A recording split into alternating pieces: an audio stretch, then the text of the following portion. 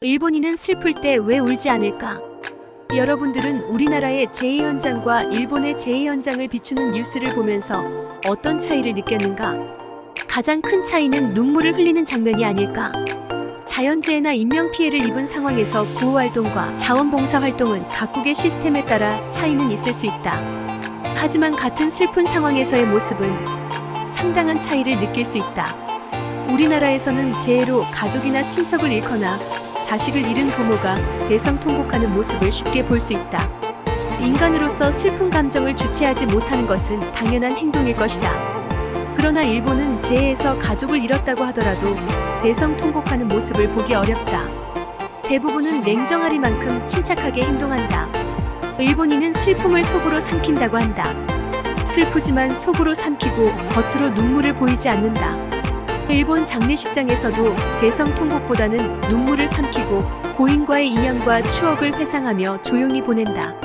일본인들이 감정을 드러내지 않고 속으로 삼키는 이유 중 하나는 남에게 폐를 끼치지 않겠다는 감정이 앞서기 때문이라고 할 수 있다. 내가 대성통곡함으로써 다른 사람에게 불편을 끼칠 수 있다는 것이다.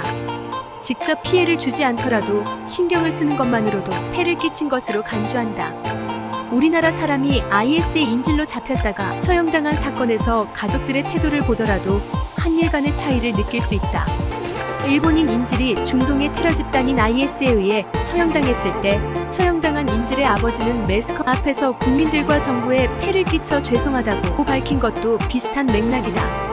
자신의 아들이 처형당해 슬픔에도 불구하고 국민들에게 폐를 끼쳤다고 말할 정도다. 다른 하나의 이유는 죽음에 대한 태도가 우리와는 다르기 때문일 것이다. 죽음은 두려움의 대상이 아니라 다른 세계로 떠나는 여행으로 여긴다. 일본인들은 살아있는 동안에는 신사를 찾지만 장례식은 불교식으로 치르는 것에서 알 수 있듯이 신사는 현실 세계에서의 소원을 빌고 위안을 삼는 장소이며 절은 사후 세계의 극락왕생을 추구하는 장소로 인식하고 있다. 일본인들은 집에 고인이 된 남편이나 부모를 추모하는 불단을 차려 정화수를 떠놓고 문안 인사를 드리듯 예를 갖추는 것도 이 같은 맥락일 것이다. 우리는 공동묘지가 사람이 사는 곳과 떨어져 있는데 일본은 도심에서 공동묘지를 쉽게 볼 수 있다. 우리나라는 화장장이나 묘지를 혐오시설로 생각해 자신들이 사는 지역에 들어서는 것을 결사반대하고 있다. 주택가격 하락이 가장 큰 원인이겠지만 죽음에 대한 감정의 차이도 작용하고 있다. 죽음에 대한 감정은 그렇다 치더라도 자신의 슬픈 감정을 그렇게까지 감춰야 할까? 일본의 국기인 스모 경기에서도 승자가 승리했다고 좋아하는 감정을 표출해서는 안 된다. 패자를 배려하기 위한 예의라 하더라도 승부의 세계에서 승자의 감정을 그렇게 감춰야 할까?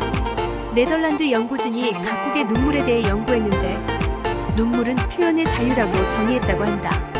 37개국을 연구한 결과 우리나라가 19위인데 반해 중국이 29위, 일본이 36위였다고 한다. 우리나라가 동아시아 3국 중 표현의 자유도가 높다고 할 수 있다. 어느 쪽이 옳고 그름을 떠나 우리와는 다른 감정의 표출 방식으로 이해할 수밖에 없지만 슬플 때는 울고 기쁠 때는 기쁨을 표현하는 것이 인간다움이 아닐까?